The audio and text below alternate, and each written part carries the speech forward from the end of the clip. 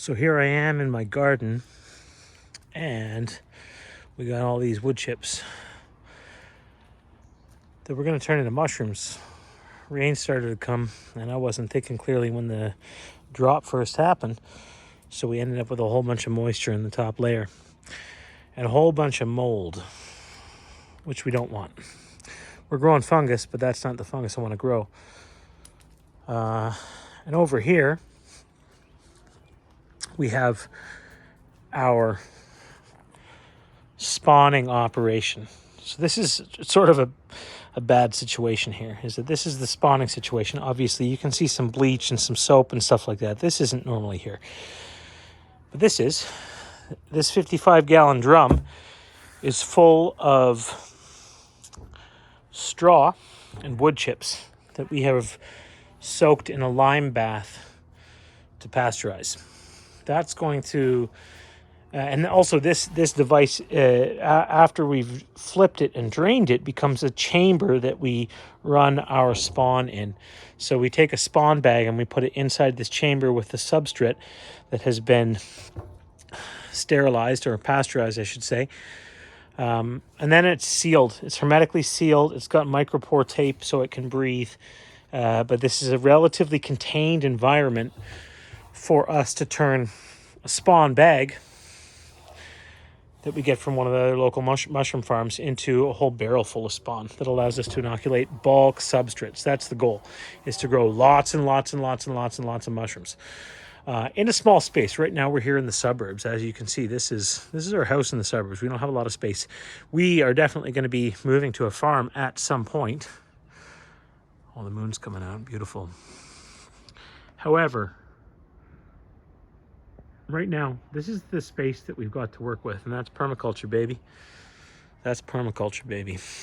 Is that you do what you can with what you can, and you observe nature and the elements, and you work on creating closed-loop systems and making things more efficient and functional and productive and harmonious. So this was a situation that we ran into, is that I wasn't thinking. It was all my bad. I'm the mycologist here, so my fault is that when these chips came, the top layer, which actually would have been some of the top layer would have been closer to the back of the truck, so some of the fresher stuff ended up on the bottom and some of the older stuff ended up on the top. Now, also, this was only a week. This was only in the truck for a week, so it was a pretty fresh batch anyways. And when we're doing log culture, we're looking at around 1 to 2 weeks that we wait before we even introduce the mycelium, because of chemicals that the tree's immune system produces while it's still alive. So I wasn't thinking, though, and I did not throw a tarp over top of it. I thought, I'll leave it out in the sun, let the sun bake it, and that was a mistake, because the rain came, and then I forgot about it, and the rain came and it soaked the top layer, and we ended up with anywhere from 6 inches to some places it was almost a foot deep, where this layer of mold was starting to grow, and this layer of mycelium that we did not inoculate with.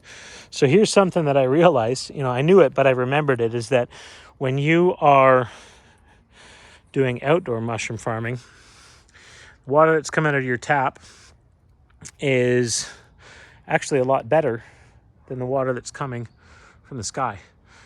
Now, as a farmer, I wouldn't say that about other crops. I would say the stuff coming from the sky, as long as there isn't a bunch of chemtrails zipping around and spraying God knows what on you. But the rain that comes from the sky is better than what comes from the tap, because they put stuff in the tap water and the municipal water. However, whenever it rains anywhere, the rain is going to bring all of the spores that are in the environment around you down to earth. The mycological kingdom being a extremely competitive and aggressive kingdom. So all of this stuff that breaks down and dies and is ready to be decomposed, all different kinds of molds and mushrooms and funguses want to get it, right? So I wasn't thinking, and I didn't cover it in a tarp. I should have covered it in a tarp when the rain came. That would have been smart.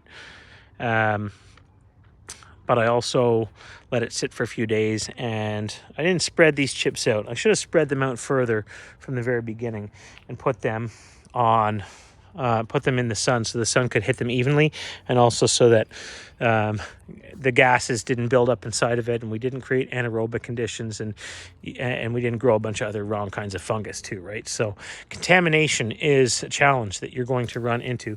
Contamination, you could call it competition too. It's not to say that these organisms have no right to exist or to live, but it's not what we're putting our time and effort and energy and money and work into to cultivate. They don't do us any good when it comes to the food supply directly. They might help break things down and turn it back into soil, but we want to grow gourmet mushrooms. So this was a big problem. And I don't really like the solution that I had to come up with. But the solution that I came up with is to create a solution of bleach and soap to treat this pile. When I first dug into it, spores started spraying everywhere, and that is no bueno. That's not good for us at all, especially considering that our spawning chamber and our setup over here our inoculation setup over here is right next to this pile. So spores were going all over the place. It was a cloud. I don't like that at all. Not a good scene. And we may see some future developments over here. This was a blue oyster pile. Let me see my cameras. There we go. This is a blue oyster pile. I'm concerned about this pile. Now this has been here for about a week and a half. The mycelium is running strong in parts of it, so I'm not super duper concerned. I think we probably still get some mushrooms, but if any of the beds are gonna be troubled by that, it's gonna be that one. We got a bunch of other stuff going on back in the backyard. This big beautiful log was in the middle of the pile. Actually, I had it turned upside down and I was using it as a table. But this was covered in spores too. So I'm going to give this a real good dousing, and I'm going to leave it out in the sun because this is a log I want to turn into a mushroom log, as well as a plant holder, a fixture in our garden where we can put potted plants. And that's sort of what we're doing in the back. We have some more of these that came with the drop, and we're going to be turning them into horizontal space for other potted plants and things like that, so that we can grow mushrooms underneath them and utilize the vertical space for mushroom growing. But that's the situation, is that one and that pile were exposed to this gigantic cloud of spores that I released. And that was my bad too. When I first dug into it, I kept going and I panicked. I was like, I better spread them out. And then I just spread the spores everywhere. It was not the move. It was not the move to make, but that's what happened. So this is the solution, is that I have drenched this pile as much as, I gave it a good dousing of bleach, soap, water solution. But I'm going to spread this pile out, and we're going to come back to the edge of the driveway, and we're going to spread it out, and we're going to give it a real good rinse in that solution. And then we are going to we're going to let the sun cook it when the sun comes. So hopefully that helps prevent the spread of spores that we don't want growing in our garden, and allows us to assure a higher quality inoculation of this substrate once we put it to work for us. Now, the second layer of this is that once this stuff has all been doused in that solution, we're still going to give it a bath in hydrated lime before we add it to any spawn. And what we're also probably going to do is that we're going to be using these 55-gallon drums. We're going to be using those as spawning chambers. So we're going to let the spawn run really strongly in that. We're going to give this a good soak in lime. Whoa, I just realized that I was like on widescreen mode and there was no light. Now there is light. I swear to God, I have camera skills. That's what we're going to do, though, is that we're going to give this a one time to try to kill as much of the spores as we can, and to treat these chips in such a way that they don't turn into food for other funguses We want to limit the inoculation by other species in here, and then we're going to give them a second lime bath like this. This you can see over here. This one's got a underneath here. We have a lime rinse that we're doing down here, and this is a bunch of wood chips, so it's soaking in there. I'm not worried about those because of the pH that we're controlling in there, but that's the goal, is to do that. After every batch of that, we're going to turn it into there, and we're going to let the spawn run inside of the I'm calling it the reactor. It's a mixer, but it's also a spawning chamber, so we can use this to spawn, like take a spawn bag and make a large quantity of substrate inside of it, from a simple spawn bag that we buy from one of the other mushroom farms. So we're going to let that sit for a decent amount of time, and then we're going to be a lot more careful about how we manage these. I'm going to decrease the volume. When we first got this load, I added to some of our installations, I added a significant amount of these wood chips, but there was no mold when we got them. Spores were there, I believe.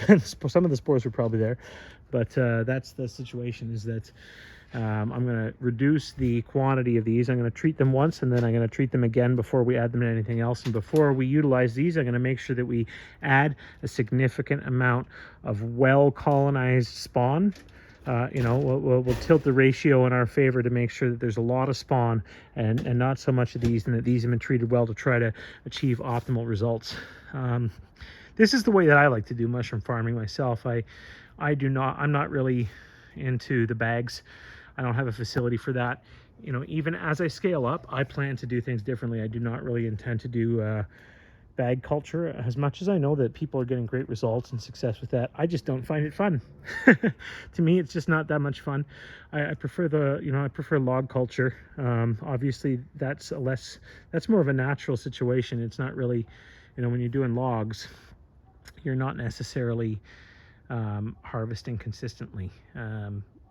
So I'm aiming to sort of find the middle ground, right? Like, I'm aiming to find a middle ground where I can use some of these more permaculture, outdoor, wild farming methods, but also bring them to scale without having to go super clinical and super laboratory, and get into bags and things like that. Because to me, that's not as much fun. And also, I feel like, it's not an innovation for me. There are a bunch of other great mycologists out there that have innovated a bunch of really cool, things, a bunch of really cool tools and tricks and techniques. And I'm a creator. I like to make new things for myself. That's why I came up with this barrel system. And I got to give a guy credit. I don't know his name off the top of my head, but I'm going to make sure that in any video that I share these, I'm going to tag his channel below. He's not a mycologist, but he's I guess he's a gardener and a builder. And he took these 55-gallon drums and he turned it on its side and built a compost turning chamber. And I thought, oh my God, that is going to save me so much work on the mushroom farm. So I want to give shout outs that's not exactly, I didn't completely originate this idea, but as far as applying it to mushroom farming, I think that's an original innovation. And I gotta shout out Mad Love Brother for showing me that, because this makes my life and my job a lot easier and more fun. But that's what I'm up to here. I'm trying to create and innovate and do cool new things that other mushroom farmers aren't doing. And I got to shout out to all of those guys, because I'm learning so much.